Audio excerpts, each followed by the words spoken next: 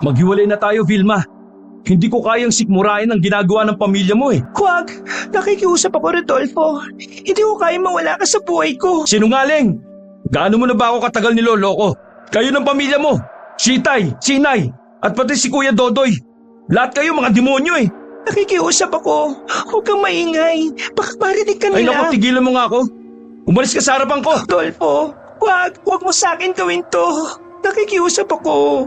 Mahal na mahal kita. Tanggalin mo nga yung pagkakayakap mo sa hita ko. Nakakadiri ka. Hindi ko na kaya makisama pa sa'yo. Dadaling ko ang anak ko. Magpapakalayo-layo kami at hindi na magpapakita sa'yo o sa pamilya mo. Sige, kung yan ang gusto mo, lumayas ka. Pero hindi ko rin ipagpipilitan ang sarili ko sa taong hindi kayang tanggapin ang pagkatao ko. Hindi ko kasalanan kung bakit nagkaganito ako. Bago ako, alang-alang sa pagmamahal ko sa'yo. Nagbago? Sinong niloko mo? Umalis ka nga sa harapan ko. Huwag mong harangan ng daraanan ko. Sisisian mo ang gagawin mong ito sa akin. Mula sa kabilang silid, dinig na dinig ng batang si Abner ang pag-aaway at sagutan ng kanyang mga magulang. Maririnig ang kalampagan ng sahig at dingding sa malakas na pagtutulakan nila. Ang 10 taong gulang na bata ay naiintindihan na ang matinding komosyong nagaganap sa kabilang silid. Pero hindi niya alam kung ano ang dahilan ng matinding pag-aaway ng mga magulang. Ang boses ng kanyang ama't ina ay puno ng galit. Ang mga salita'y tila mga kutsilyo na humihiwa sa puso niya. Pilit niyang tinatakluban ng kanyang tenga para hindi marinig ang mga masasakit na salitang naririnig. Pagkaraan na matinding sigawan, biglang natahimik ang paligid. Napansin ni Abner ang mga yabag na papalapit sa kanyang silid. Nang bumukas ang pinto, nakita niyang pumasok ang kanyang ama na may seryosong ekspresyon. Madali itong lumapit kay Abner. Anak, Huwag kang sasama sa kanya, Abner. Napapaliw na ang tatay mo. Sakay ka sa mama. Ano po ang nangyayari? Bakit tayo alis? Bakit niyo ako pinapapili? maghiwalay na kami ng nanay mo. Kaya bilis na. Ayusin mo na ang mga gamit mo. Pero bakit? Bakit natin iiwan si nanay? Huwag ka maraming tanong. Basta't sumunod ka na lang. Pero bakit nga po? Saka gabing-gabi na po, oh. Saka na ako magpapaliwanag, anak. Ang mahalaga, makaalis na tayo dito. Ned, kailan mo ang iyong ama? Tumigil ka nga, Vilma. Sa akin ang anak ko, visit ka. Rico, Itay, Inay, nasasaktan po ako. Huwag niyo po akong pagagawan. Nasasaktan na ako sa pigilan ninyo eh. Makailang beses pang nag-agawa ng mag-asawa sa paghawak sa tigkabilang braso ni Abner. Ang bawat isa ay walang gusto magpatalo. Sa huli, nabitiwan rin ni Vilma ang kanang braso ni Abner. Pagkatapos noon, ay may narinig silang mga kalusko sa labas at ang malalakas na ingay ng mga aso sa paligid. Tumakbo na kayo. Bilis, Rodolfo. Hindi na nakapagdala ng damit ang mag-ama. Maingat silang lumabas ng bahay at dumaan sila sa likod ng pinto. Gumawa naman ng ingay sa loob si Vilma upang hindi mapansin ng mga nilalang sa labas ang pagtakas ng kanyang mag-ama. Mabilis pa sa kidlat ang ginawang pagtakbo ng mag-ama sa kalaliman ng gabi. Tanging ang bilog na sikat ng buwan ang nagsisilbi nilang ilaw sa madilim na sulok ng kalsadang yun. Humihingal at takot na takot ang kanyang ama habang mahigpit ang pagkakahawak sa braso niya. Mas lalo itong nanginig sa takot nang mula sa itaas ng puno ay may isang malaking bayawak na pababa. Titig na titig ito sa kanilang dalawa. Itay, natatakot po. Huwag ka matakot. Poprotektahan kita sa abot ng aking makakaya. Tara na, bilisan na natin ang pagtakbo. Lalo rin bumilis ang pagtakbo ng kung anong gumagapang sa lupa. Kapag napapabangga ito sa mga malalaking puno, mabilis rin itong nakakaliko. Tila ba naaamoy sila at nasusundan ang kanilang mga bakas. Mas lalo pa nilang binilisan ang pagtakbo. Ngunit dahil sa pagmamadali, biglang natisod si Rodolfo sa isang nakausling kahoy sa daan. Bumagsak sila sa lupa. Dahil sa biglang pagkakadapa, ay nahablot niya ang anak. Nawalan din ito ng kontrol kaya pareho silang bumagsak. Otomatikong napalingon sila nang makarinig ng malakas na kaluskos mula sa likod. Ganun na lamang ang panlalaki ng mga mata ni Rodolfo nang makitang kalapit na sa kanila ang isang napakalaking bayawak. Kasing laki na ito ng halos isang matandang buwaya. Alam ng lalaki na di yun isang ordinaryong hayop kundi isang uri ng aswang na tinatawag na abwak. Ang aswang na kayang mag-anyong bayawak. Anak! Mabilis! Pero itay, paano po kayo? Importante makalayo ka ngayon din. Iligtas mo ang sarili mo. Sige na! Hindi po! Hindi ko po kayo iiwan dito! Huwag na tayo magdramahan dito, Abner. Takbo na! Kung hindi ka aalis, pareho tayo magiging hapunan ng aswang na ito. Kaya takbo na, anak! Hindi kaya tumakbo ka sa likod ng halamanang yon. Bagyang napatras si Abner sa huling sigaw na yun ng kanyang ama. Natuod siya at di nakakilos sa kanyang kinatatayuan. Sa isang iglap, nangyari ang hindi inaasahan. Ganun na lang ang panlalaki at mamimilog na mga mata't bibig ni Abner nang walang ano-ano'y may lumapit sa likuran ng kanyang ama. Ang kinatatakutang nilalang. Ang aswang na malabuwayang itsura at laki. Malaki ang mga ngipin, mahabang dila at malaki ang katawan. Ilang segundo lang ay nagpalit ito ng anyo. Katawang tao ngunit ang muka o ulo ay muka pa rin ng bayawak. Sobrang nakakatakot ang itsura dahil sa malademonyo nitong anyo. Tumutulo ang malapot nitong laway habang nakangising nakatayo sa likuran ni Rodolfo. Wala itong kaalam-alam sa aswang na handang kumain dito. Pero biglang may dumating din na isang nilalang na katulad ng itsura ng nauna. Ang naiiba lang ay may malulusog itong dibdib na balat din ng isang bayawak. Itinutulak nito ang aswang sa likod ng ama ni Abner. Pero malakas ang unang aswang na dumating at nagawa nitong matalo. Umalingaw-ngaw ang sigaw ng batang lalaki nang masaksiyan nito ang walang awang pagkakaluray-luray ng katawan ni Rodolfo. Nakita ni Abner kung papaanong ikinalat ng aswang ang mga laman loob ng kanyang ama sa lupa at walang awang nilantakan yon sa harap niya. Nanginginig ang buong katawan ni Abner ng mga sandaling yon. Nang parang nagbabantang tinitigan siya ng aswang. Halos maihipa siya sa kanyang short. Pigil na pigil niya ang kanyang paghinga habang nagbabaga mga mata nitong nakatitig pa rin sa kanya. Sinikap niyang maihakbang ang kanyang mga paa. Ngunit nabigo siya. Naninigas ang kanyang katawan dahil sa matinding takot. Nay! Mabilis na nilundag ng aswang si Abner. Tangkang sasakmalin siya, ngunit mabuti na lang mula sa kadiliman ng damuhan, biglang sumulpot ang aswang na kanina'y natalo. Hindi alam ni Abner kung ang aswang na ito ay nais siyang ipagtanggol o kung gusto rin itong kainin ng kanyang katawan at nakikipag-agawan lamang sa aswang na lumapas sa kanyang ama. Wala nang inaksayang panahon si Abner. Mabilis siyang nagtago sa isang makapal na halaman ng itinuro ng kanyang ama bago ito mapaslang. Parang puno ng saging na may payat na katawan. Berding-berdi at malalago ang mga dahon. Sapat na para makapagkubli. Nakapagtatakang biglang natigilan ng dalawang aswang nang makita siyang nasa gitna ng halamang yon. Para silang mga napapaso at hindi makalapit sa kanyang kinaroroonan. Sa huli, mabilis na muling nagukay ang mga nilalang sa ilalim ng lupa at nilisan ng lugar na yon. Ano? Saan kayo pupunta? Lumapit kayo! Bakit hindi kayo makalapit? Paghahamon ni Abner sa papalayong mga aswang na nagtangkang kumain sa kanya.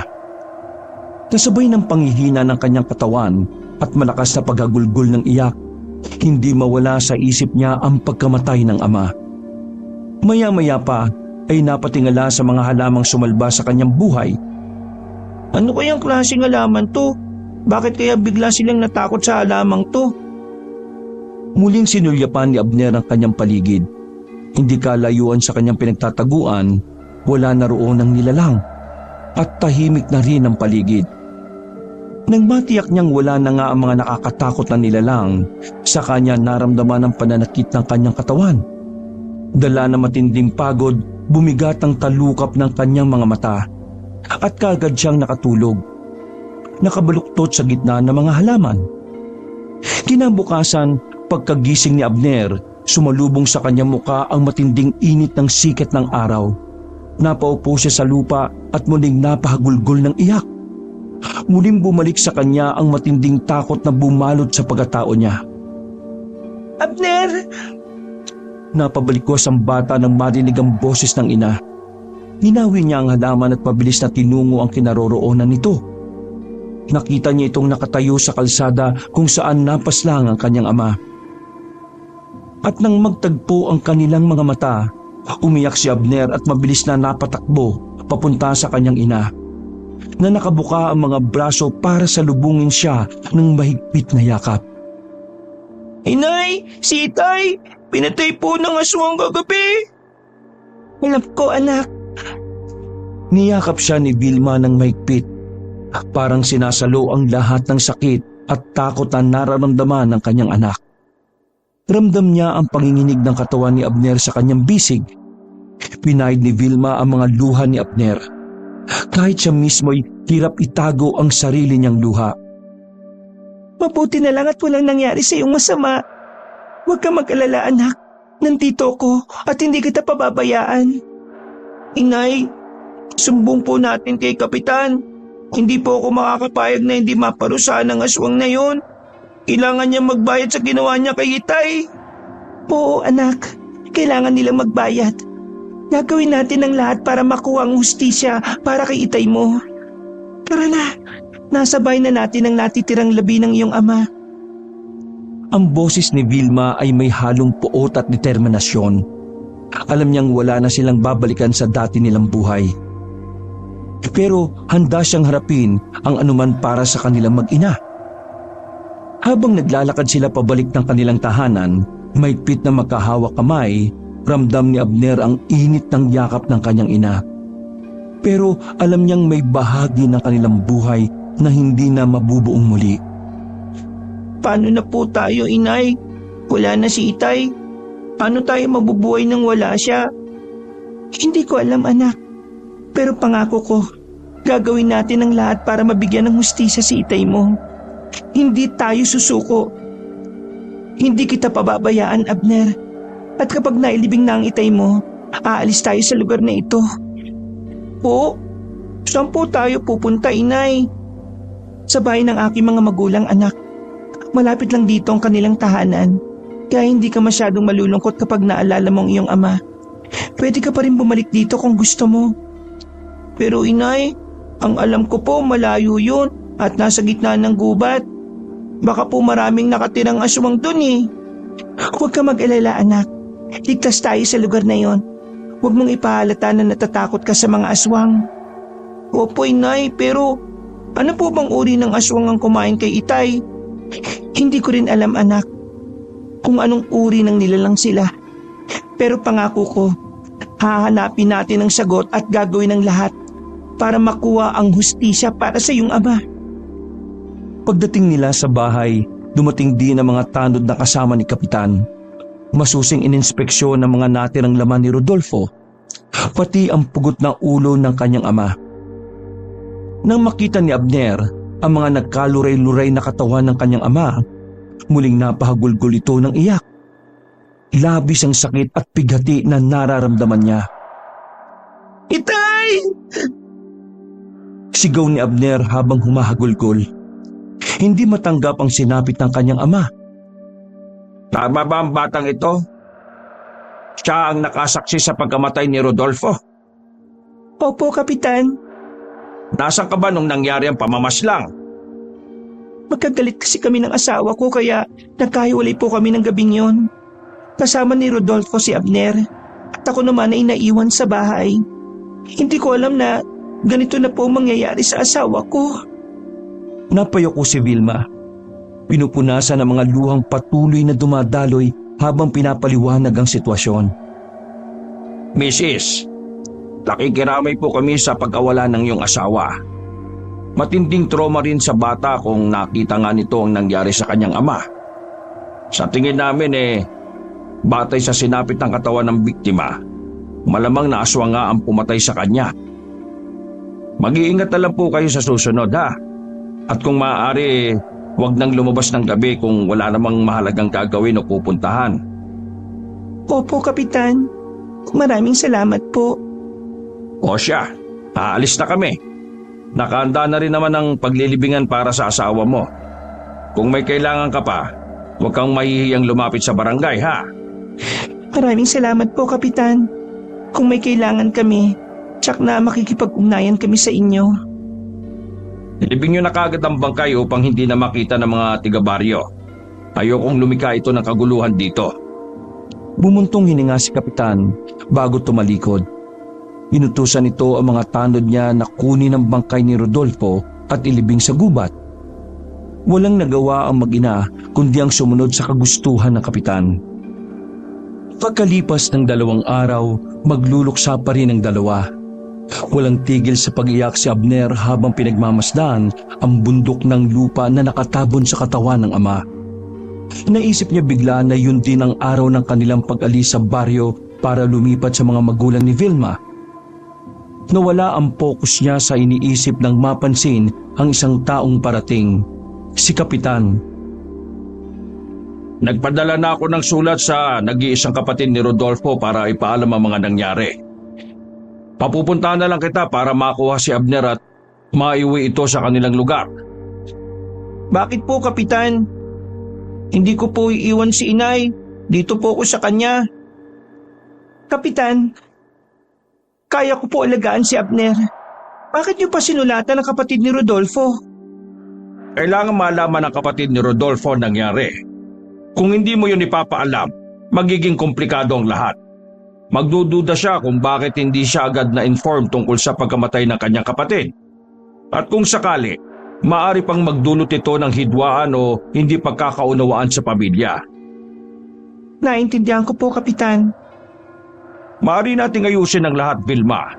Sisikapin kong tiyakin na maayos ang pagdating ng kapatid ni Rodolfo at sana'y maipaliwanag natin ang lahat ng mahinahon.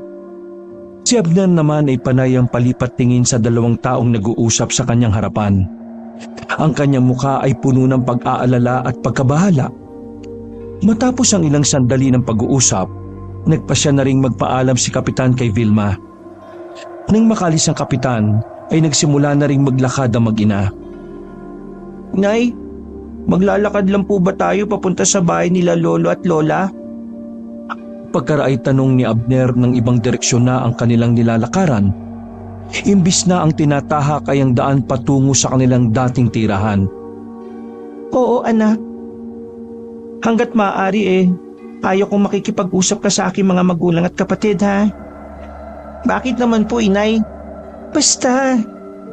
Bakit pa tayo pupunta sa bahay nila kung bawal ko naman silang kausapin? Natatakot po ako, parang pakiramdam ko masama po ang ugali nila. Tutol kasi sila sa iyong ama. Hindi sila pabor sa pagsasama namin ni Rodolfo. Bakit po tayo pupunta doon, inay? Dahil doon lang tayo ligtas. Mas mapapanatag ang loob ko kapag nakikita at nakakasama ko sila. Isa pa, natatakot din akong mahanap tayo ng tiyo Raul mo. Ang balita ko kasi, sa kwento ng iyong ama, mahusay at matapang daw ang kapatid ni Rodolfo. Astig nga po yun, inay. Meron ng magtatanggol sa atin laban sa mga aswang. Pero ang mga ganong tao, anak, dapat iniiwasan dahil lapitin sila ng mga aswang. Saka, huwag ka magkukwento ng kung ano-ano sa tiyo mo, ha, kung sakaling matuntun niya tayo. Ang dami naman bawal, nay. Nakakalito na po kayo. Basta bilisan mo na lang ang paglalakad mo. Malayo pa tayo, baka gabihin pa tayo sa daan. Makakita ulit tayo ng aswang. Mabilis nga ang ginawang paghakbang ni Abner habang mahigpit ang pagkakahawak sa kamay ng kanyang ina. Pag may konting kaluskos lang sa paligid, agad na napapalingon si Abner sa likod at harapan ng kanilang nilalakaran. Matapos ang pangyayaring yon sa kanyang ama, hindi na nawala ang pagkabalisa niya sa katawan. Pakiramdam niya anumang oras ay maaring may aswang nalilitaw at lalapain sila. Inay, nakakatakot naman. Sikat na po ang araw pero parang madilim pa rin ang ating nilalakaran. Huwag ka matakot, anak. Kasama mo ko. Saka sa gabi lang umaatake ang aswang. Kaya bilisan mong paghakbang. Delikado kasi sa lugar nito kapag gabi na. Maraming mababangis na hayop ang maaaring umatake sa atin. Pagod na po ko, Inay. Isang oras na po tayong walang tigil sa paghakbang. Magpahinga po muna tayo. O sige anak, magpapahinga tayo sandali ha. Pero huwag tayo magtatagal. Isang oras na lang naman ang lalakarin pa natin. Pagpatak ng alas 7 o alas 8, mararating na natin ang bahay nila lolo't lola mo. Sandali ngang nagpahinga ang mag-ina sa malaking puno ng dapdap. Malalapad ang dahon nito at malaki rin ang ugat na nakausbong sa lupa. Sakto yun para maupuan ni Abner. Pero hindi pa man umiinit ang kanyang puwet sa pagkakaupo sa ugat, ay napansin na ni Abner kaagad ang bilog na butas sa lupa. Parang ulingan ng bao ngunit may mga bahid ng dugo sa palibot ng butas. Inay, tingnan mo oh. Sandali lang anak, huwag kang lalapit dyan. Titingnan ko muna kung ano yan. Dahan-dahang humakbang si Vilma sa butas na itinuturo ni Abner. Pagdala ng kuryosidad, nauna pang mapadungaw sa butas si Abner para tingnan ang loob nun. Napataklob ito ng bibig nang makita ang gutay-gutay na karne ng isang malaking baboy ramo. Inay, katulad po ng nangyari kay Itay, ulo na lang po natira. Halika na, umalis na tayo rito. Po, bakit naman po? Huwag na masyadong maraming tanong. Bilisan natin at kailangan na natin makalayo dito, anak. Mabilis ang ginawang pagkilos ni Abner para sumunod sa nagmamadaling ina. Malalaki ang mga hakbang na parang patakbo ang dalawa para lang makalayo sa lugar na yun. Pagkaraan ng isang oras pang paglalakad, sa wakas narating din nila ang bahay na nakatayo sa gitna ng kagubatan. Nanatiling nakatayo ang kanyang ina. Humigpit ang pagkakahawak nito sa kamay niya at sunod-sunod ang buntong hininga. Nay, parang walang tao. Shh! Huwag ka maingay. Siya nga pala, may bibilin pa ako sa'yo. Ano yun, Nay? Kapag nakita na natin sila, huwag mo silang kakausapin ha. Ako lang ang pwede makipag-usap sa kanila. Po? Bakit naman po? Basta, makinig ka sa akin muna anak, para di tayo mapahamak ha. Sige po, Inay. Ilang saglit pa ay lumabas ang isang matandang babaeng kuba na parang napaglipasan na ng taon at ng napakaraming hirap. Marumi at sira-sira ang suot nito at may nganga itong inunguya na bumalot sa kanyang mga ngipin ng madugong kulay pula. Sumunod naman ang isang machong lalaki, moreno, matangkad at walang damit pang itaas, na may mga peklat sa katawan. Ang tingin nito'y tila tumatagos, matalim kung tumitig. Nang magtama ang kanilang mga mata ni Abner, agad na naduman niya ang malamig na takot na gumagapang sa kanyang balat. Ang mga mata ng lalaki at ng matandang babae ay puno ng misteryo at pangingilabot, na parang may itinatagong lihim na hindi dapat malaman ng sinuman. Napakapit siya ng mahigpit sa kamay ng ina at nagkubli sa likod nito. Inay, sino po mga yun? Natatakot po ako sa kanila. Parang nangangain po sila ng tao. Ano ka ba? Baka marinig ka nila. Sila ang lolo at tiyo Dodoy mo. Huwag ka mag-alala. Ganyan lang talaga sila anak. Mukhang di pa kasi nila tayo nakikilala eh. Halika na, lumapit tayo para makilala nila tayo. Sigurado po kayo? Oo naman. Mga kapamilya natin sila anak. Dahan-dahang naglakad ang mag-ina. Nang makalapit na ay lalong tila kumakapit ang dilim sa paligid. Nagmano si Vilma sa kanyang ina. Ganon din ang ginawa ni Abner sa kanyang lola. Ang malungkot na ngiti sa labi ni Lola Guring ay may dalang kilabot.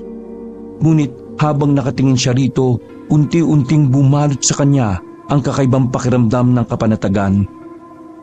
Kuya, pwedeng pakisamahan na muna ang bata sa dati kong silid. Dito na lang muna kami anak ha. Sumama ka na muna sa tiyo mo at iayos mo ang mga gamit natin. Huwag ka munang bababa hanggat hindi kita tinatawag. Mag-uusap lang kaming mga matatanda. Opo, Inay. Samantala, sa bayan ng Aguas, nakatayo si Raul sa sala ng kanyang bahay. Hawak niya ang isang kapirasong papel na natanggap niya kaninang umaga. Binasa niya ang mensahe. Ipinababatid ng sulat kay Raul ang isang masamang balita. Ayon sa mensahe, namatay ang kanyang nakatatandang kapatid na si Rodolfo. Biktima raw ito ng aswang. Kaya naman nang mabasa ni Raul ang sulat, nilamukos niya yun at nanginig ang mga kamay sa galit. Tamang-tama lang ang dating ng sulat dahil binabalak talaga niyang sumunod sa naglayas na kapatid. Matagal na niya itong hindi nakikita. Dahil sa nalaman ay nagdesisyon ng lalaki na lumuwas na upang maabutan pa kung sakali ang kapatid na nakahimlay. Nag-alala ito bigla sa kalagayan ng kanyang nag-iisang pamangkin. Bago pa kasi namatay si Rodolfo, ay may nauna na siyang natanggap na kalatas na mula dito. Sinasabi nitong kailangan niya ng tulong dahil sa mga alam nitong may mga aswang na umaaligid at nambibiktima sa lugar na nilipatan. Isa pa sa dahilan kung bakit nais siyang makauwi agad doon ay ibinilin ng kanyang kuya na kahit na anong mangyari ay kunin nito ang bata maging sa kanyang ina. Kinabukasan, maagang bumiyahe si Raul. Halos 5 oras ang kanyang nilakbay. Unay sumakay siya ng bus, saka sumakay sa tricycle nang marating na ang bayan. Habang patuloy na umaandar ang tricycle sa maputik at baku-bakong daan, naramdaman ng binata ang malamig na hangin na tila sumasalubong sa kanya. At sa sulok ng kanyang mga mata, may nakikita siyang mga signos na tila nagbababala sa kanya na huwag nang pasukin ang lugar. Ngunit sa kabila nun ay hindi nagpatinag ang lalaki. Bagamat ramdam na ramdam niya ang mabigat na presensya sa paligid, ay di niya yon inalintana. Mas malakas ang pananalig niya sa mga anting-anting na nakasukbit sa kanyang liig at nakatago sa kanyang damit. Bakit kaya napadpad si kuya sa ganitong klaseng lugar? Ang weirdo naman ng lugar na ito. Hindi kaya ako naliligaw? Nang dumating na siya sa baryong nabanggit sa sulat, bumaba siya sa harap ng isang lumang bahay na tila inabandona na. Ilang saglit ay may dumaang matandang babae na may bitbit na batya na puno ng labahin. Nakapatong ito sa kanyang ulo nang hindi hinahawakan ng kamay. Manang, ito po ba yung lugar ng Hapinpin? Parang mali po yata yung aking lugar na napuntahan eh. Hindi ka naman naligaw, iho. Ito naman talaga ang baryo Hapinpin. Taga saan ka ba? Bakit ka napadpad dito sa amin? Ako po si Raul. Kapatid po ako ni Rodolfo. Ikaw pa lang nakababatang kapatid ng namayapang si Rodolfo. Hay, sumalangit nawa ang kanyang kaluluwa. Alam mo, nakakaawang kinahinatnan ng iyong kapatid. Nilapa siya ng aswang at nasaksihan niyo ng kanyang nag-iisang anak. Kawawa talaga. Alam niyo po kung nasaan yung pamangking ko? Nako, hindi na eh. Balita ko umalis silang mag-ina pagkatapos na mailibing ang kuya mo. Sayang naman po. Akala ko maabutan ko pa sila. Hindi ko na pala talaga siya makikita. Nakikiramay ako sa pagluluksa mo. Yan nga pala ang bahay ng kuya mo, Yang abandonadong bahay na yan. Ay, sige po. Salamat po sa impormasyon. Tapos, kung kailangan mo pa ng ilang detalye, pwede kang pumunta sa tanggapan ng aming kapitan na matatagpuan sa bandang dulo ng daang ito. Puntahan mo siya doon at magpakilala ka sa kanya. O paano, iho? Aalis na ako. Kailangan ko pang malabhan ng mga damit namin. Ay, sige o. Maraming salamat po sa inyo. Hindi na muna siya tumuloy sa bahay ng kapatid, bagkus ay tinungo niya ang direksyong sinabi ng babae na papunta sa bahay ng taong nagpadala sa kanya ng sulat. Naglakad siya hanggang sa marating ang punong tanggapan ito. Wala ring katao-tao maliban sa 2 tanod na magkaharapang nakayupyup. Kapwa natutulog. Lumabas sa tanggapan ang isang matabang lalaki at ginising nito ang kanyang mga kasamahan. Lumapit si Raul sa mga yon. Mawalang galang na po. Nais ko pong makausap sana si Kapitan. Bakit iho? Ano ang kailangan mo? Ako ang kapitan sa baryong ito. Ay, magandang araw po. Ako po yung kapatid ni Rodolfo. Yung pinadalhan po ninyo ng sulat. Ikaw pala ang kapatid niya.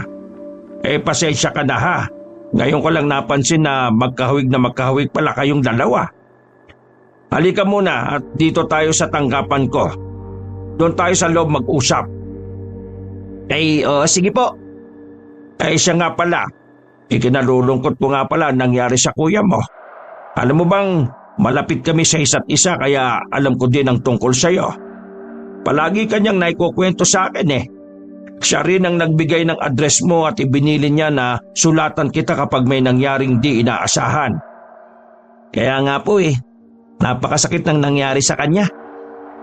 Kaya lang, hindi mo na naabutan eh. Nailibing din kasi siya kaagad. Pero pwede mong bisitahin ang puntod niya kung gusto mo. Pasasamahan kita sa mga tanod ko. Ay, salamat to. Pero mas gusto ko pong makita muna yung pamangking ko sana. Baka alam po ninyo kung nasan sila naroroon ngayon. Alam ko kung saan ang daan papunta sa lugar nila. Pero sobrang layo noon at halos nasa dulo na ng gubat. Mga 1 oras na lakaran siguro. Pwede niyo bang ituro sa akin? Alam mo, sa totoo lang hindi ko talaga inaasahan na lilipat ng tirahan ng mag-ina. Wala silang pasabi. Pero naisip ko kaya sila lumayas dahil nalaman nila na darating ka at kukunin ang bata sa kanya. Ayaw ko naman pong manghimasok sa desisyon sana ng ina. Pero kailangan ko po kasi siyang makausap Ibinilin sa akin ni kuya na hanggat maaari makuha ko yung bata. Ibinilin na rin sa akin yan ng kuya mo dati. Kaya nga pinadalang kita kagad ng sulat ng mangyari ang trahedyang yon kaso hindi ka na talaga umabot Pero ituturo ko sa iyo ang daan. Para kung desidido kang puntahan sila, mapupuntahan mo. I-sketch ko na lang. Pero kailangan mong mag-ingat ha. Delikado ang papunta doon. Maraming mga mababagsik na hayop na maaaring makasakit sa iyo. Ay, wag ho kayo mag-alala. Kaya ko po ang sarili ko. Naniniwala po ba kayong aswang ang pumatay sa kapatid ko? Yung kasi ang naging pahayag ng bata. Siya lang ang naging saksi sa pagkamatay ng tatay niya. Alam mo, pese na talaga yung mga nilalang na yan kung talagang sila talaga ang may kagagawa ng mga pagpatay Nasisira ang magandang liderato ko dahil dito Kalunos-lunos talaga ang sinapit ng kapatid mo. Kaya ipinagpalagay na rin talaga namin na aswang nga ang may kagagawan. Kung ganun baka nasa panganib din ng mag-ina. Di naman siguro. Siya nga pala. May mga bit-bit ka bang pangontra ng aswang dyan? Pangontra po ng aswang? Bakit yun naman po naitanong? Kasi sinabi ko na delikado ang pagpunta sa lugar na yun, di ba? Pero alam mo, mas delikado kasi kapag may mga bit-bit na anting-anting yung mga nagpupunta dito. Mas lalo kasi nagiging malapit ang baryo namin sa mga masasamang nilalang May paniniwala kasi kami na ang mga tao, kapag may agimat, ay tila siya magnet ng mga aswang at iba pang masasamang elemento. Malas ang anting-anting dito. Kaya ayaw naming madamay. Wala po akong anting-anting. At saka, hindi ko po alam kung paano magpagana ng ganoong bagay Ang medalyong suot mo, para saan ba yan? Nangunot ang noo ni Raul sa narinig. Nang tingnan niya ang bandang dibdib, ay napansin nga niyang nakalabas na pala ang kanyang medalyon nang hindi niya namamalayan. Ito po ba? Hindi ko po alam kung para saan ito Binili ko lang po bilang, alam niyo na, pampapogi sa chicks. Mabuti naman. Ano po? Wala. Teka, iguguhit ko na yung sketch ng daan papunta sa bahay na sinasabi ko sa iyo kanina pa. Habang ginagawa yun ng matandang kapitan, ay lihim na nagmamasid at nakikiramdam ang binata. Hindi niya inamin ang totoo sa taong yun dahil sa isip ay sinasabi niyang palaging walang dapat na pagkatiwalaan kapag nasa bagong lugar. Bagamat ito ang nagbalita tungkol sa naging kamatayan ng kapatid, ay di naman niya din pwedeng sabihin dito ang tungkol sa kanyang misyon. Maliban sa pagkuha sa kanyang pamangkin. Nakisakay na lamang siya sa mga sinasabi ni Kapitan at iniwasan niyang mag-isip o magduda maski kaunti sa kanya ito. Nag-ingat siyang labis sa kanyang mga ikinikilos. Nang marinig niya ang kwento ng Kapitan, ay di siya nabahala. Dahil kahit anong klase ng aswang ang kanyang makaharap, ang anting-anting na tangan niya ay ang pinakapaborito niya sa lahat. Alam niyang mabibigyan siya nito ng tamang liksi at lakas na maaari niyang magamit kapag nakaharap na niya ang aswang. Eto na. Pasensya ka na talaga ha. Gustuin ko mang samahan ka hindi naman pwede dahil nga sa walang may iwan dito sa barangay para magbantay. Wala pong problema, Kap. Ito po ay isang malaking tulong na po sa akin. Salamat po. Aalis na po ako. Sige. Ulit. Nakikiramay ako ha. Magpahinga ka muna. Naglakad siya pabalik sa abandonadong bahay ng kapatid. Dahil sa nakapagpakilala na siya sa punong barangay, ay lumakas na ang loob ng binata na pasukin at ayusin ang bahay na yon. Doon niya inihanda ang kanyang mga gamit. Pagsapit ng takip silim, nagsimula nang maglakad si Raul patungo sa bahay ng kanyang hipag. Bitbit lamang niya ang isang pirasong flashlight na siya lamang niyang gabay sa madilim na landas. Pinili niyang maglakbay sa ganitong oras ng gabi dahil alam niyang doon niya maaabutan ang mga taong nais niyang makita. Kung sakaling sila'y nasa kanilang mga tahanan. Habang papalapit na siya sa bukana ng gubat, narinig niya ang malalakas na usapan at tawanan mula sa di kalayuan. Agad niyang nilingon ang kanyang pinanggalingan at nakita niyang may ilang kalalakihan na papalapit sa kanya. Ang mga ito'y may dalang mga flashlight at malalaking bombilya na nagbibigay ng liwanag sa madilim na paligid. Hindi rin nakalampas sa kanyang paningin ang matutulis na kawayan na tanga ng mga ito. Nang maaninag niya ang kanilang mga muka, mabilis niyang nakilala ang isa sa kanila, si Kapitan Dario. Ikaw? Nandito ka pa? Anong ginagawa mo rito? Magandang gabi po, Kapitan. Ngayon ko kasi pupuntahan yung pamangkin ko Aba, at bakit naman gabi, iho? Delikado ang daan papunta roon, lalo na't kapag sumasapit ang gabi. Hindi ko kasi ako naniniwala sa mga aswang, Kapitan, kaya ayos lang ako. Samahan ka na lang namin sa bandaryan. Pero hindi ka namin masasamahan hanggang sa bahay nila, ha? Salamat to. Pero wala pong problema sa akin. Siya nga pala. Bakit ba napunta si Rodolfo sa baryong ito, Raul? Hindi po kasi naging maganda ang buhay pag-ibig ni Kuya sa lugar namin Lumayo siya para kalimutan ng kanyang unang naging asawa na nagpakamatay. Kung gayon pangalawang asawa lang pala si Vilma. Alam mo bang dahil sa pagmamahala nila itinakwil ng pamilya niya si Vilma. Nagtanan kasi sila Ganun po pala ang kwento ng pag-ibig nila. Nagsimula na silang hingalin sa paglalakad. Malimig na rin ang hamog ng paligid at tahimik na ang madilim na gabi. Nakiramdam si Raul sa kanyang mga kasamahan. Nasa 1 oras na silang naglalakad at tila kampante ang mga kasamahan sa paghalughog ng mga damuhan. Para lamang naglalaro kung susuriin, hanggang may nadaanan sila na isang tumpok ng lupa. May krus ito sa itaas at nakalagay ang isang bulaklak ng sampagita na nalantana dahil sa ilang araw na pagkakabilat. Siya nga pala, Raul. Ayan yung libingan ng kapatid mo. Ha? Teka, bakit dito? Wala bang sementeryo ang lugar ninyo kaya dito na lang siya nilibing?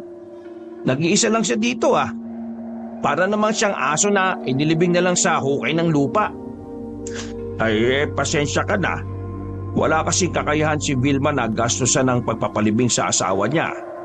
Alam mo bang sa lugar na ito din namatay ang kuya mo?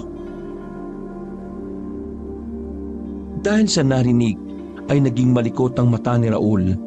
Ngunit pagkadakay, tila naramdaman niyang nanghina ang kanyang tuhod dahilan upang siya ay mapaluhod. Doon nagsimulang maglandas ng kanyang mga luha.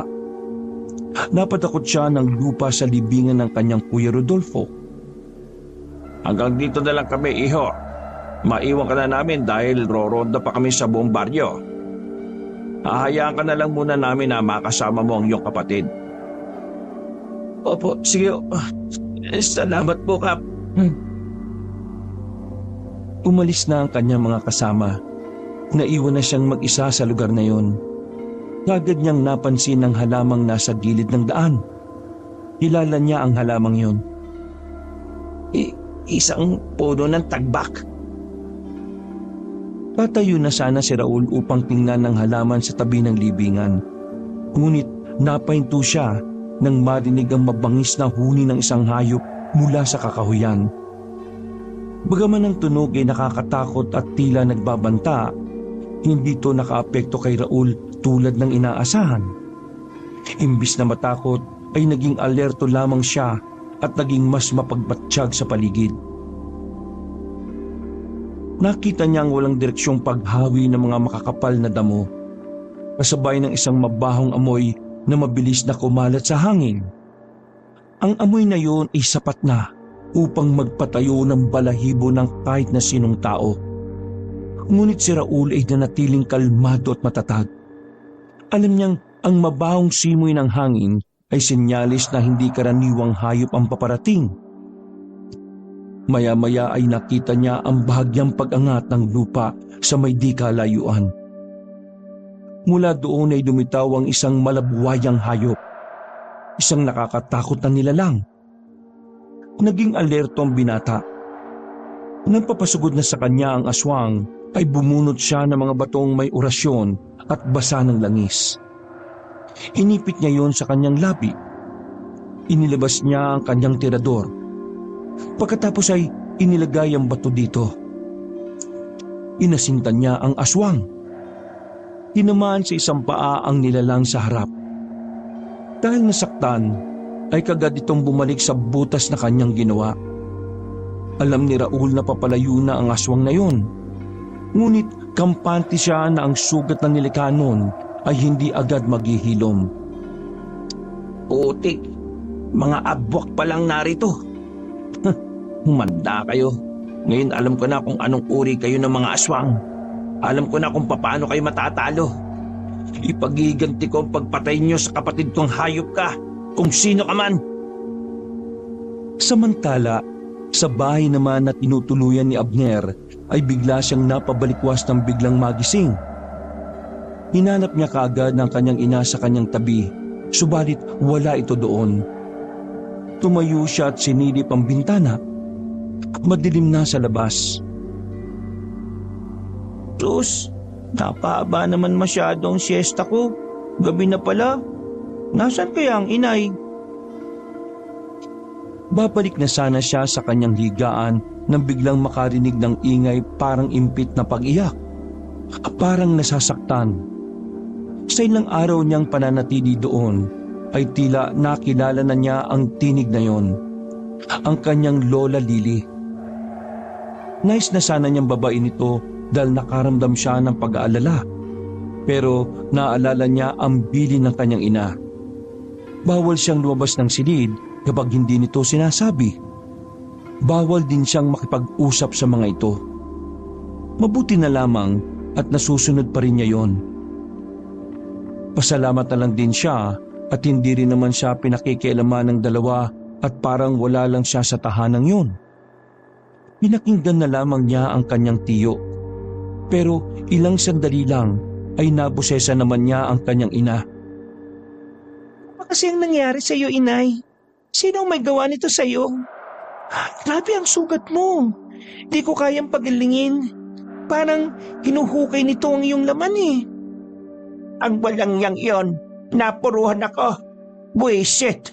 Ay, dahan-dahan lamang, Vilma. Lintik na napakasakit eh. Kailangan natin itong gumuting kaagad. Huwag kang gagalaw. Sige na. Gawin mo na, Vilma, nang matapos na itong paghihirap ko sa lintik na sugat kong ito. Magbabayad ang taong yon sa ginawa niya sa akin. Magbabayad talaga siya. Bakit naman o kasi lumabas-labas pa kayo eh? Sinabi ko na nga po kasing delikado pa. Nakakainip eh. Gusto ko lang namang gumana at magdiwaliw tapos ganito. Aray, grabe. Nanunot naman ang sakit nito. Konting tiis na lang po, inay. Kahit di magilom ng tuluyan, kahit man lang po mabawasan ang sakit nito.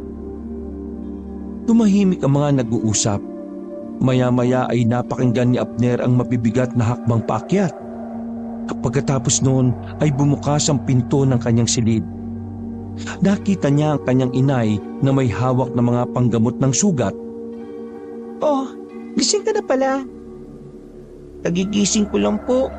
Narinig ko po kasi kayong nagkakagulo sa babae. Ano po ba nangyari? Wala yun. Nasugatan lang ang lola mo kasi makulit eh. Kawawa naman po siya. Bakit po siya nasugatan? Naghiwa kasi ng gulay sa kusina. O tapos, bakit dami-dami mong tanong? Kulit mo din Parehas kayo ng lola mo. Kasi po parang narinig ko kanina na may kagalit kayong tao eh. Akala ko po may nanakit na kay lola. Tapos narinig ko din si Tio Dodoy. Parang nagwawala sa galit eh. Ay nako, tama na yan. Tigilan na natin ang usapan na ito. Nasagot ko na ang tanong mo, anak, diba? Pasensya na po, Nay. Ay, siya nga po pala. Kailan po kaya darating yung kapatid ni tatay? Ket, inaantay mo ba? Gusto ko po siyang makita at makilala eh. Alam mo, kung sa akin lang anak ayoko nang makilala mo ang tiyo mo. Ayoko nang maghiwalay tayo. Ikaw na lang ang meron ako. Sana dumito ka na lang at wag na wag kang sasama sa kanya maski anong mangyari. Matapos mawala ang tatay mo, hindi ko gusto na pati ikaw mawala sa akin. Kung mapapaliw ako, hindi ko naman po kayo iiwan eh. Salamat kung ganon. Ngayong natanggap na uli ako at napatawad ng nanay ko, mainam na dumito na lang muna tayo. Huwag po kayong mag-alala. Maski tiyo ko siya di ako sasama sa kanya. Hindi ko naman po siya kilala eh. Dahil sa sinabing yun ng kanyang anak, ay napayakap ang ginang sa kanyang anak. Ginantihan naman yun ni Abner ng mas mahigpit at puno ng pagmamahal na yakap. Anak, patawarin mo ako ha. Pakiramdam ko kasi kasalanan ko nangyari sa iyong ama. Pero wala naman pong may kagustuhan sa nangyari, inay eh. Ang mga nilalang na yun, sila ang may kasalanan. Pinaslang nila ang tatay ko. Pagbabayaran po nila yon sa tamang panahon. Anak, ang pagiganti, hindi yun ang sagot. Hindi mababawasan noon ang sakit ng pagkawala ng tatay mo. Paano ko papalampasin ang ginawa nila kay tatay? Hindi ko kaya magpatawad, inay. Kailangan kong gawin to para sa kanya, para sa atin. Kung gagawin mo yan, baka ikaw naman ang susunod na mawala sa akin. Hindi ko kakayanin na pati ikaw ay mawala sa akin. Gusto mo ba ng mainit na kape o sabaw ng inasimang karne? Sige po, inay. Parang bigla po ako nagutom eh. Saka lang kumawala sa pagkakayakap si Abner sa kanyang ina. Ngunit bigla itong natigilan. Inay, bakit parang mainit ang katawan nyo? May lagnat po ba kayo? Ha? Wala naman, anak.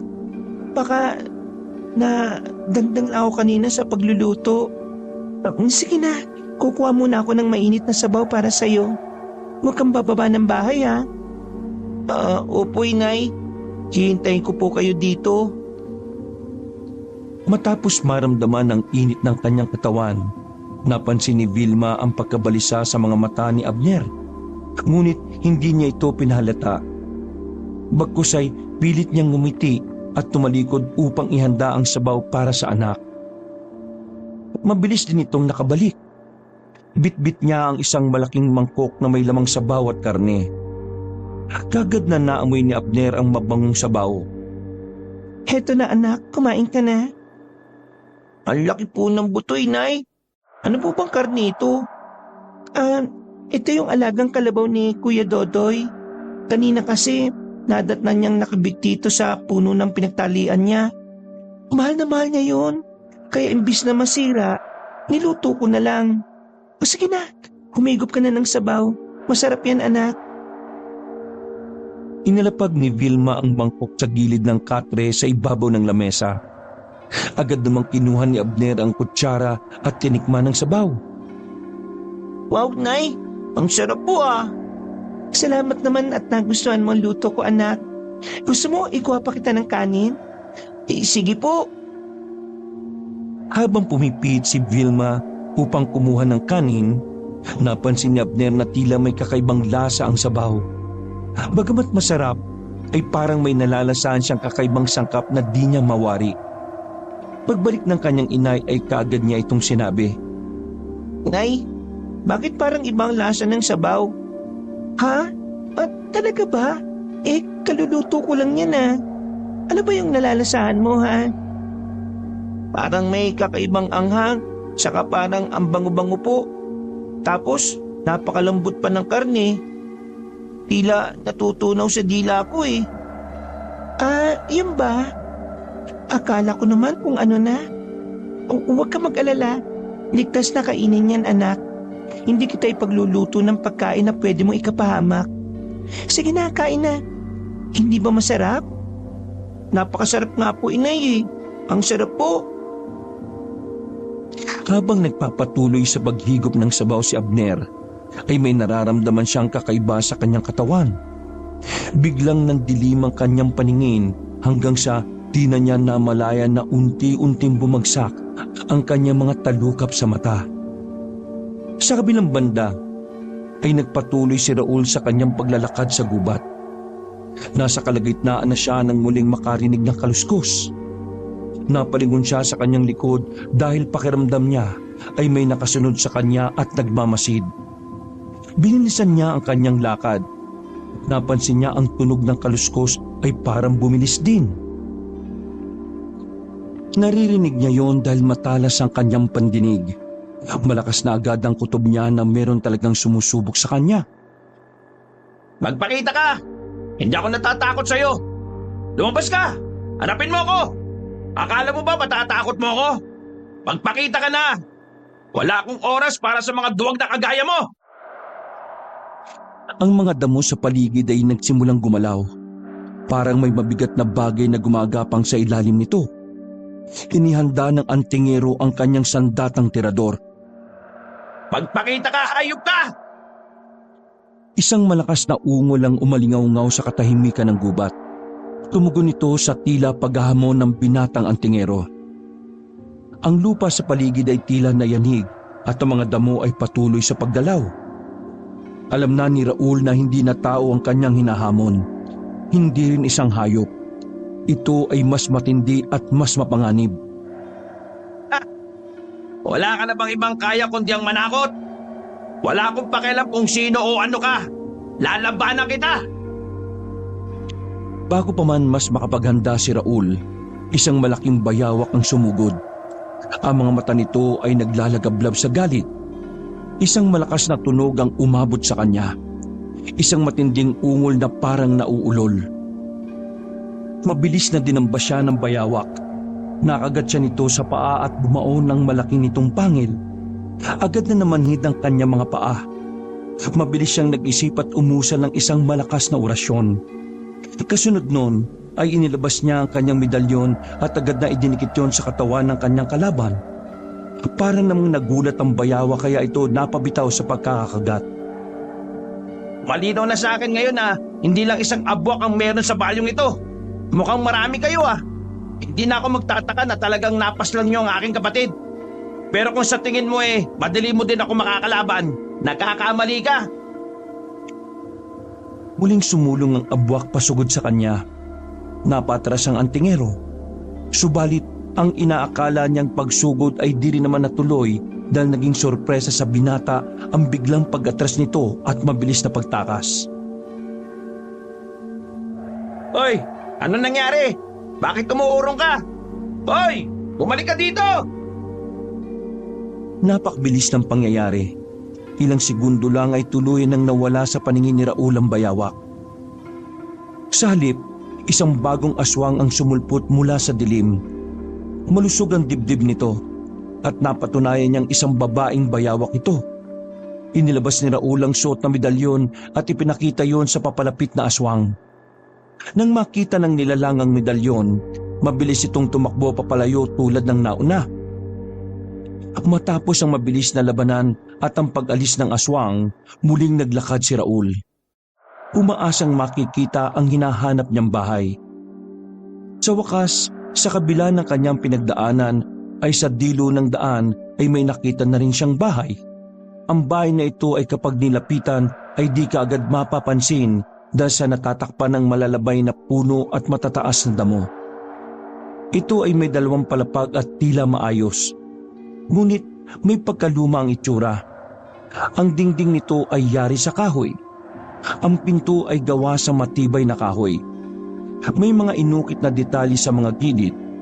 Ang nag-iisang ilaw na nasa labas ng bahay ay isang lumang lampara na may kumikislap na ningas. Ito ang tanging nagbibigay ng liwanag sa lugar na yon. Nakasabit ito malapit sa pinto. Siguro, ito na ang bahay na tinutukoy ni Kapitan. Sa wakas, makikita ko na ang pamangking ko. Pinagmasdan mabuti ni Raul mula sa kanyang kinatatayuan ang buong paligid ng bahay. Wala naman siyang nakikitang tao o anumang bagay ang gumagalaw maliban sa mga nakasampay na balat ng hayop. Nilapitan niya ang bahay at saka nagtawag. Tao po! Tao po! May sumilip na isang magandang babae sa bintana. Yun ang nakita ni Raul. Sino ka? Anong ginagawa mo sa lugar namin sa ganitong oras ng gabi? Magandang gabi. May inaanap kasi akong bahay. Maaari ko bang malaman kung ito yung bahay ni na Vilma? Hindi ito yun. Walang Vilma na nakatira dito. Umalis ka na. Ikaw ba si Vilma? Hindi nga sabi. Ang kulit mo ah. Umalis ka na. Walang Vilma dito. Bakit naman bigla ka nagalit? Marahil ikaw na nga yung hinahanap ko. Baka naman pwede mo akong patuloyin muna sa bahay ninyo. Siya nga pala. Para lang malaman mo, ako nga pala si Raul, ang nakababatang kapatid ni Kuya Rodolfo. Ikaw? Sinasabi ko na nga ba, ikaw yan eh. Maaari ko bang makilala at makita yung pamangking ko? Tulog na si Abner. Bumalik ka na lang bukas. Masyadong malayo ang nilakad ko buhat sa Barrio Vilma. Baka pwede naman patuloyin mo ako. Sige na. Paano naman ako nakatitiyak na ikaw nga si Raul? Maraming mapagpanggap sa lugar na ito. Wala akong tiwala sa mga bagong kilala. Dala ko ang sulat ni Kapitan at Kuya Rodolfo. Sapat naman patunay yun na ako nga si Raul. Kailangan ko maiuwi ang pamangkin ko sa lugar namin sa Aguas. Yun ang huling sinabi na Kapitan at Kuya ko. Hindi pwede. Hindi ko ibibigay si Abner sa'yo. Saka, hindi naman siya sasama sa'yo eh. Hindi niya ako iiwan. Pero kailangan ko itong gawin. Wala akong pakialam. Pero, sana naman, huwag mong biglain ng bata. Nagkatroma na si Abner. Isaalang-alang mo sana yung nararamdaman niya. Kahit papaano hayaan natin ang bata para makapagdesisyon. Kung yan ang gusto mo, wala namang problema sa akin. Pwede naman nating daan nito sa mabuting usapan eh. Biglang nagiba ang pakikitungo ni Vilma sa lalaki. Ngumiti ito ng bahagya at tumango. Sinang-ayunan ng sinabi ni Raul. Sige, halika tumuloy ka na muna. Pasensya ka na kung medyo nabigla ako ha. At napagtaasan kita ng boses. Wala yun, ayos lang. Ang layo ng nilakad mo. Bakit pinili mo naman pumunta dito ng gabi? Teka, kumain ka na ba? May sabaw dyan. Saka may natira pa kanina. Halika tara sa kusina. Ay, wag na. Nakakaya naman. Hindi, ano ba? Ayos lang. Halika na at iinit ko na lang yung sabaw. Salamat ah. Nasa pala yung bata? Natutulog na. Maaga talaga siyang nagpapahinga sa gabi. Malikot kasi at mahilig maglaro sa umaga eh. Wala kayong kasama dito sa bahay? Kasama ko dito ang nanay at ang kuya ko. Nasa silid na rin sila sa itaas natutulog. May gusto sana akong hilingin sa iyo eh. Maaari bang makituloy na muna ako dito? Ha? Oo man. Doon ka sa silid ng anak ko. Oh, heto ang sabaw. Iwan mo na kita ha. Ihanda ko lang yung silid para may matulugan ka. Ay, maraming salamat naman. Miski dayo ako eh at saka hindi mo pa ako kilala eh, pinatuloy mo ako. Ano ka ba? Kapatid ka ng asawa ko kaya walang problema. O sige, ubusin mo na yan. Sa bahay na ito kasi bawal ang gutom. Pagkaalis ni Vilma ay hinarap naman ni Raul ang sabaw at pagkaing ibinigay sa kanya. Agad niyang nakita ang kakaibang itsura ng sabaw. Namumula ang karne nun at hindi katulad ng anumang karne ng hayop. Sinasabi ko na nga be, kaya pala pinapakuha sa akin ng anak ni kuya dahil dito. Kailangan ko maging maingat. Magaling manloko ang mga nilalang na ito ah. Kinuha niya ang mangkok at kanin. Itinapon niya yon sa labas ng bahay. Pagkatapos ng ilang minuto ay bumalik na sa ibaba si Vilma. Baka inaantok ka na ha. Panik ka na sa kwarto ni Abner. Ituturo ko na lang sa'yo. Ay, salamat. Siya nga pala, napakasarap ng sabaw ha. Salamat. Pero bukas magluluto ulit ako ng mas masarap. May kakatayo na naman kasing kaming karne. Isang mapait na ngisi ang pinakawalan ni Vilma at nahuli yun ni Raul. Alam niya ang ibig sabihin nun. May masamang binabalak sa kanya ang babae. Agad siyang umakyat sa ikalawang palapag ng bahay at pumasok sa silid na itinuro sa kanya ni Vilma. At doon ay nakita niya ang kanyang pamangkin na payapang natutulog. Sa gilid nito ay may mangkok na puno ng sabaw. Nakapatong yun sa lamesa at kapansin-pansin ang malaking buto ng karne sa sabaw. Dahan-dahan ang ginawang paglapit ni Raul sa pamangkin at sinuri ang katawan nito. Saka ipinatong ang dalang bag sa katre at tumabi ng upo rito. Kinuha niya ang kutsara para sana ilapag sa lamesa pero natigilan siya at nag-aalalang muling pinagmasdan ang natutulog na si Abner. Hindi. Hinahawaan na nila ang pamangking ko. Hindi ito maaari. Dali-daling kinuha ni Raul ang mga dalang maliliit na botelya na may mga lamang iba't ibang klase ng langis. Pati ang medalyong ginawa niya para kay Abner ay mabilis niyang naisuot sa leeg nito. Binuksan din niya ang berdeng botelya at ipinainom ang laman nito sa natutulog na pamangkin. Pagkalagay sa labi ay nagkulay rosas ang bibig nito, tanda na may kung anong laso ng nainom ni Abner para mawalan ito ng malay at magmukhang tulog. Ilang saglit lang pagkaraan ng pagpapainom niya, naubo ang bata at iminulat ang mga mata. Napabalik ko siya nito ng bangon at nagtatakang napatitig sa kanya. Si Raul ang unang nagsalita. Ako ang tiyo Raul mo. Kapatid ako ng iyong ama. Ikaw si Abner, hindi ba? Po, ikaw po ang tiyo ko. Ako nga. Natanggap ko ang sulat ni Kapitan, kaya ako napapunta rito. Kailangan natin makalis sa lugar na ito sa lalo madaling panahon. Teka, ano ho ba yung ipinasuot niyo sa akin ito? Isa yung anting-anting na pagmamayari ng iyong tatay dati. Ibinibigay ko sa iyo ito bilang proteksyon. Halika na, sumama ka sa akin. Ilalayo kita sa lugar na ito. Ano? Hindi ako sasama sa iyo. Hindi ko iiwan ng nanay ko. Abner, makinig ka sa akin. Yung babaeng yon, hindi siya ang iyong ina. Sinungaling ka, hindi totoo yan. Shh! Huwag kang maingay. Baka marinig nila tayo. Mabuti pa magtulog-tulugan tayo para malaman natin ang katotohanan. Wala namang mawawala sa iyo, di ba, kung sakali. Magtiwala ka lang sa akin, Abner. Nakarinig sila ng kaluskos mula sa labas ng kanilang silid. Sa hindi malamang dahilan ay biglang sumunod sa kanya si Abner. Ipinikit niya ang kanyang mga mata at nagkunwaring tulog. Ganon din ang binata. Sinadya nitong maiga sa sahig at magkunwaring doon na siya nawala ng malay. Ay, salamat. Nakatulog din. Ang daming satsat. Ano ka ngayon? Ay, nakakatuwa naman isipin na kahit nasa bahay lang ako kaya ko rin naman palang makapagbigay ng masarap na pagkain para sa pamilya. May papakain na naman ako kay Abner. Pagkasabi noon ay maraang naglakad na ang babae at tuling sinabi nito na kanilang narinig ay aantayin lamang nito ang kanyang kapatid para katayin si Raul. Nang makalis na nga ang ginang ay muling bumangon si Raul at nilapitan ng kanyang pamangkin. Nagbulungan na sila habang nag-uusap. Hindi ka dapat naririto, Abner. Alam mo bang ang pamilya ng iyong ina ay ang abwak na pumaslang sa iyong ama? Hindi totoo yan. Di yan gagawin ni Inay. Sa kanya ka pa rin ba maniniwala? Narinig mo ang sinabi niya, di ba?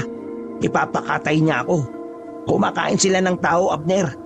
At alam mo yan, yung sabaw na pinapakain sa'yo ay karne ng tao mula sa mga nagiging biktima nila.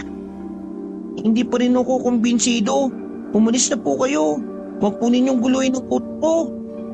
Pagmasdan mo ang hawak kong botelya, isa itong anting-anting na kung tawagin ay hubad maskara. Sa sandaling patakan ko ng likido ang mangkok, lalabas ang totoo niyang itsura. Teka, ano yan? Paanong tao yan O ano, naniniwala ka na ba sa akin? Yak, minagic mo ba yan? Bakit ganyan, Tiyo? Nasusuka ako. Kumain ako ng tao. Unti-unti ay nararamdaman ni Raul na nakumbinsi na niya si Abner. Nakikita na niya itong tumatango-tango. Ano pong gagawin natin ngayon, Tiyo? Kailangan natin makalayo dito kagad. Maaari nating tunguhin yung lugar kung saan napaslang ang iyong tatay. May makakatulong sa atin doon, ang halaman ng tagbak. Ang halamang yun, tinatatakutan nila Dahil ang halamang yon ay parang kamandag sa kanila. Kaya nitong pahinain ang katawan ng abwak. Walang saysay ang makapal nilang balat kapag nasayaran nyo ng dagta. Napapaso sila dito at kayang sugatan nito ang balat nila. Ipagiganti ko si Itay. Magbabayad sila. Madilim na ang paligid, ngunit hindi ito alintana ng dalawang kaluluwang nakatakas. Maingat silang lumabas sa bintana. Bawat galaw ay sinisiguro nilang walang ingay na makakagising kay Vilma. Habang unti-unti silang lumalayo sa bahay, lumakas ang tibok ng kanilang mga puso. Ang bawat takbang palayo ay may dalang kaba. Ngunit kailangan nilang magpatuloy. Tahimik ka lang, Abner Kailangan natin makalayo bago pa makaramdam si Vilma. Tiyo, gaano pa po tayo kalayo? Konting tiis na lang. Malapit na tayo. Nagpatuloy silang maglakad. Ramdam ni Abner ang pagod, pero pinipilit niyang hindi yun ipakita. Alam niyang kailangan nilang makalayo kaagad. Minsan ay nadadapa si Abner sa mga ugat na nakausli sa lupa. Ngunit agad siyang binabangon ni Raul. Hinahatak siya upang magpatuloy sa paglalakad. Tiyo, kinakabahan po ako. Huwag kang mag-alala. Hindi kita pababayaan. At kung sakali man na may lumapit na aswang sa atin, sigurado kong hinding-hindi ka nila basta masusugatan. Nangihina na po ko, Tiyo. Ha? Ano? Mabilis na sinalat ni Raul ang pisngi ng pamangkin. Ramdam ang malamig na balat nito sa ilalim ng kanyang palad. Tinitigan niya ang mga mata ni Abner. Naganap ng anumang senyales ng kalmado. Ngunit ang nakita niya ay mas nakakagimbal kaysa sa inaasahan. Sa kaitiman ng mga mata ni Abner, may isang manipis na guhit. Isang guhit na tulad ng isang ahas. Nagsimulang manginig si Raul. Napagtanto ang kahulugan ng nakita. Hindi na niya napigilan ang pagkalat ng laway ng abwa na tumimo sa dugo ng kanyang pamangkin. Nangyari na ang kinatatakutan niya. At hindi na ito may babalik pa. Ang maliit na guhit na yon ay senyalis ng sumpa. Isang markang magbabago sa buhay ni Abner magpakailanman. Patawarin mo ako, Abner. Mukhang nahuli na ako. Bakit po, Tiyo? Ang mga mata mo, tulad na ng isang bayawak. Ano po? Katulad na ako nila? Hindi, ayoko po. Sunod-sunod na tango na lang ang naisagot ni Raul. Walang salitang kaya magpaliwanag sa bigat ng kanyang nararamdaman. Binuhat niya si Abner. Mahigpit na niyayakap ang payat na katawan ng pamangkin. At mabilis na tumakbo patungo sa puntod ng kanyang kapatid. Kahit na anong mangyari, kailangan mo makatakbo papunta sa tagbak. Tisin mo nakakapasok mga dahon sa balat mo Saglit lang yun. Dahil suot mo ang medalyon. Hanggat suot mo yan, hindi ka magiging abwak. Opo. Pagdating nila roon, nakita niya si Vilma. Nakatayo at tila naghihintay sa kanila. Kasama ang buong pamilya. Pag sinabi ko takbo, tumakbo ka Opo, tiyo. Alertong kinuha ni Raul ang mga botelya na nasa bag. Isa-isa niyang pinagsasasaboy yun sa 4. Nagwala ang mga abwak at nag-anyong nakakatakot na itsura.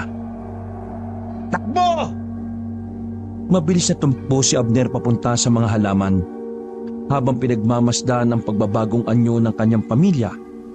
Sa pagkakataong ito, nakilala niya ang 2 nilalang na pumaslang sa kanyang ama. Inay, ikaw nga. Nakikilala po kita. Ikaw yung isang aswang na nakita ko kagabi.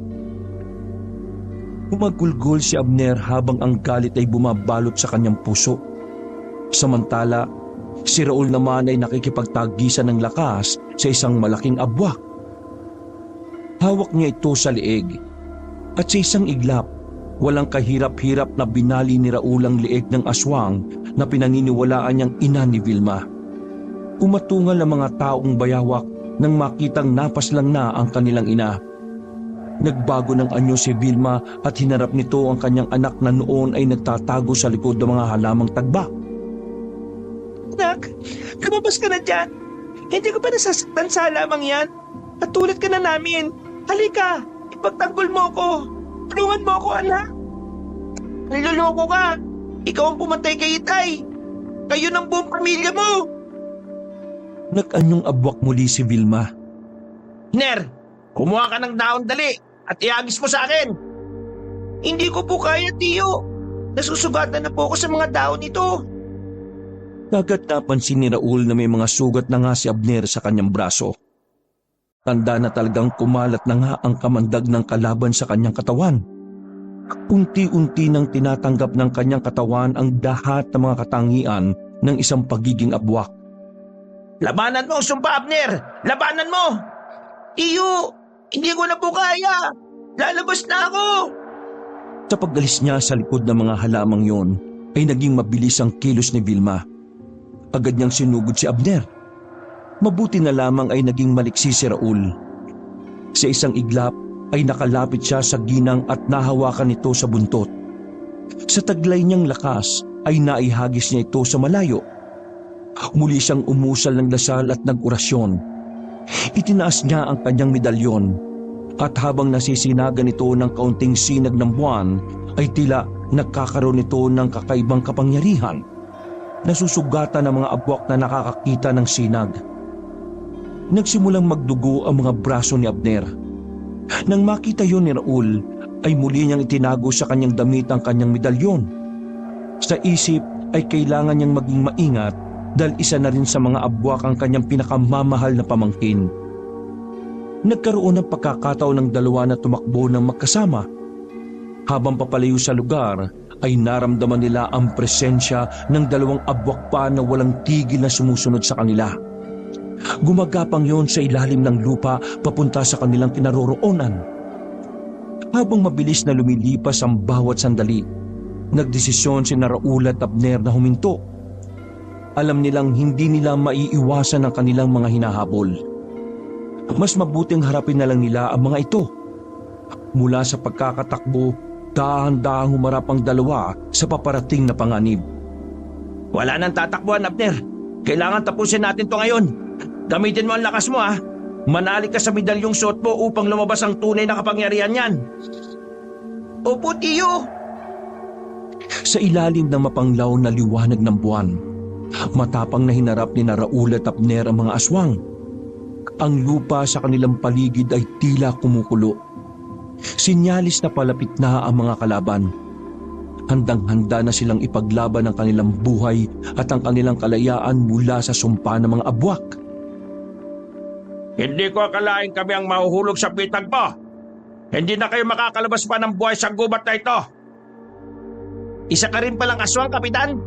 Sinasabi ko na nga ba at hindi ka mapagkakatiwalaan Niloko mo akong hayop ka. Akala ko isang ordinaryong tao ka lang kaya pinapunta kita sa bahay ng asawa ko. Yun pala. Gawain mo rin naman yan, di ba? Ang manloko ng kapwa. Naging kapitan ka pa nga Ikaw pala nag-aatid ng katatakutan dito sa baryo mo. Humanda ka dahil lalabanan na kita. Sa isang iglap, sumugod si Kapitan Dario. Ang kanyang mga kuko ay humaba at tumalim na para mga punyal. Hindi nagpatinag si Raul. Mabilis niyang inilabas ang kanyang anting-anting. Isang medalyong kumikislap sa dilim ng gabi. Nagsimulang magbago ang anyo ng kapitan. Ang kanyang itsura ay naging mas malaki at mas mabagsik. Ang kanyang balat ay nagsimulang maging magaspang at nagkaroon ng kaliskis. Ang kanyang mga mata ay tumapang at namumula sa galit. Sa isang malupitang galaw ay biglang dinamba nito si Raul. At ang pangil ay tumatarget sa liig ng antingero. Mabilis na nakaiwas si Raul. Kasabay noon ay kanyang sinuntok ang malabuwayang abwak. Tumalsik si Kapitan Dario, ngunit bumangon din ito kaagad. Mas galit at mas mabalasik. Agad na kinuha ni Raul ang kanyang balisong na nakasukbit sa kanyang bewang. At sa muling pagsugod ng abwak sa kanya ay inihanda niya ang sarili. Kailangan matapos ng inyong kasamaan. Mga hayop kayo! Mga peste! At sa muling pagdalung sa kanya ng abwak, ay inundayan niya ito ng saksak. Nasaksak si Kapitan sa kanyang dibdib. Ang balisong naggamit ng antingero ay hindi pangkaraniwang patalim.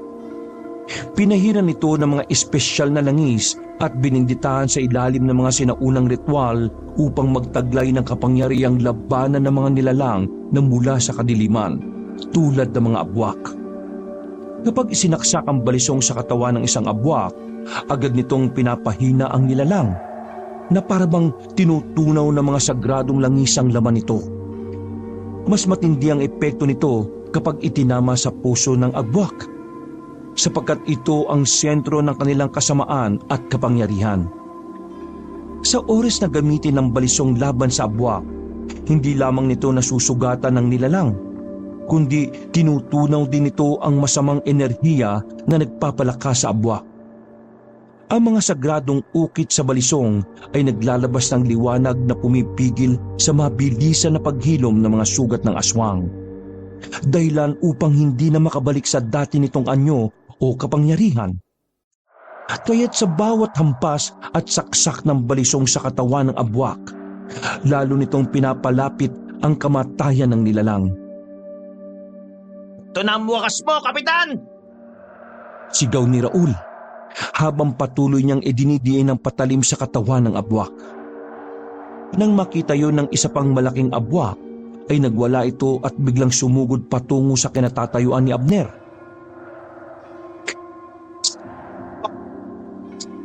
Yung Kuya Dodoy, kung makakalaban mo! Biglang bumalik sa alaala ni Abner ang gabing napaslang ang kanyang ama. Naalala niya ang dalawang abwak na naglalaban noon na inakala niyang nag-aagawan sa kanya. Doon lang niya naisip na kung hindi dahil sa pangalawang abwak, ay malamang na hindi siya nakaligtas noon o makakapagtago sa halamang tabak. Tama na! Hindi ba sapat na pinatay mo si Rodolfo? Ngayon ay ang aking anak naman! Hindi kita hahayaan! Galit na galit ang anyo ni Dodoy. Bagamat puro ungol at sigaw lamang ang kaya nitong gawin, alam ni Vilma na sinusumbatan siya nito. Biglang nagbago ng anyo si Dodoy. Lumaki ang kanyang katawan. Humaba ang mga kuko. Nagngangalit siya. Handa nang atakihin si Vilma. Hindi nagpakita ng takot ang babae. Sa isang mabilis na kilos, nagbago rin siya ng anyo.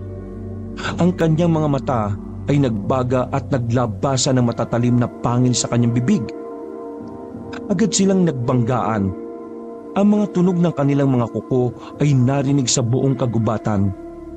Nagsasalpukan ng kanilang mga kuko at pangil. Hindi nagpatinag si Dodoy. Sumugod siya muli, ngunit si Vilma ay mabilis na umiwas. Bago pa man siya makabawi, sinugaban ni Vilma ang balikat ni Dodoy at tinampas siya ng malakas sa lupa. Nagpupumigla si Dodoy, ngunit si Vilma ay buong lakas na tinapakan ng kanyang dibdib. Pilit siyang pinipigilan. Hindi na kita papayagan pang saktan si Abner. Sa isang mabilis na kilos, gamit ang lahat ng natitira niyang lakas, sinaksak ni Vilma si Dodoy sa dibdib. Gamit ang kanyang matalim na mga kuko. Ang kirot ay bumalot sa buong katawan ni Dodoy at unti-unti siyang nanghina. Mahal ko ang aking anak, kuya. Awa. Sa huling pagsiklab ng lakas, nagawang itulak ni Dodoy si Vilma palayo. Ngunit pagkatapos noon ay unti-unti na siyang nawalan ng lakas at nawala na rin ang kanyang buhay. Masakit para kay Vilma ang kanyang nagawa, subalit alam niyang yun lamang ang paraan upang protektahan si Abner. Lumapit ang bata sa kanya at agad siyang niyakap. Sa kabila ng lahat ng naganap, ang pagmamahal ng isang ina, kahit hindi niya tunay itong ina, ay nagwagi. Inay, hindi kayo masama kagaya ng iniisip ko. Patawarin mo ko, anak. Alam kong alam mo na rin na hindi ako ang totoo mong ina.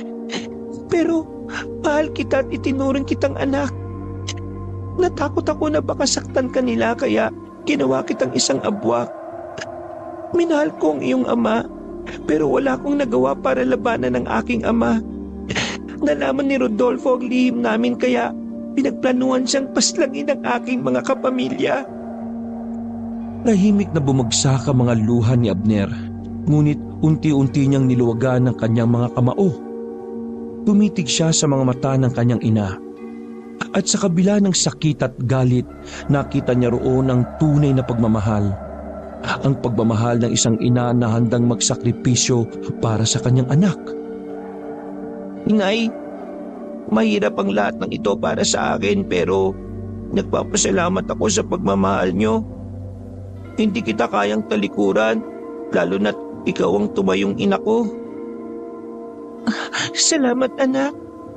Sige na, sumama ka na sa iyong tiyo Raul at kalimutan ang masaklap na nangyari sa pamilya natin. Magsimula ka ulit. Magagawa ko po ba yun kung nahawaan niyo na ako sa pagiging aswang? May paraan pa, Abner. Po? Talaga po? Pero kailangan mong sumama sa akin. At kailangan mong magtiwala sa akin, Abner. May mga albularyo sa Agwas na maaaring makatulong. Hindi pa huli ang lahat para sa iyo. Gusto ko pong maging normal ulit. Tulungan niyo po ako, tiyo. Oo, ipinapangako ko na makakabalik ka sa dati. Inay, sumama na po kaya kayo sa amin. Ayoko pong iwan kayo dito eh. Kung may pagkakataon pa po na mabago ang lahat, gusto ko pong kasama ko kayo. Sumama na po kayo sa amin ni Tiyo Raul. Hindi ko po kayang iwan kayo dito na mag-isa. Abner, anak, gusto kong maniwala na may pag-asa pa para sa ating lahat. Pero hindi ko alam kung may lugar pa para sa akin sa mundong ito. Vilma, may pagkakataon pa para sa iyo. Walang sumpa na hindi kayang talunin ang tamang desisyon at pagtutulungan. Alam kong mahirap pero hindi ka namin iiwanan. Pwede naman tayo magsimula ng sama-sama eh. Inay, mahalaga po kayo sa akin. Kung may pag-asa pa po ako, may pag-asa rin kayo. Hindi po tayo susuko, Inay. Hindi ko inaasahan na mapapatawad niyo ako pero salamat. Kung handa kayo magbigay ng pagkakataon, susubukan ko. Sasama ako sa inyo. Sumama kayo sa akin. Ipagtatayo ko kayo ng maliit na kubo doon para makapagsimula kayo mag-ina. Sa wakas, nagkaisa ang mag-ina sa kanilang desisyon. Sa tuluyang pagsikat ng araw, iniwan nila ang madilim na gubat. Tangan ang bagong pag-asa. Nagsimula silang maglakbay patungo sa agwas. Dala ang pangako ng pagbabagong buhay. Wakas,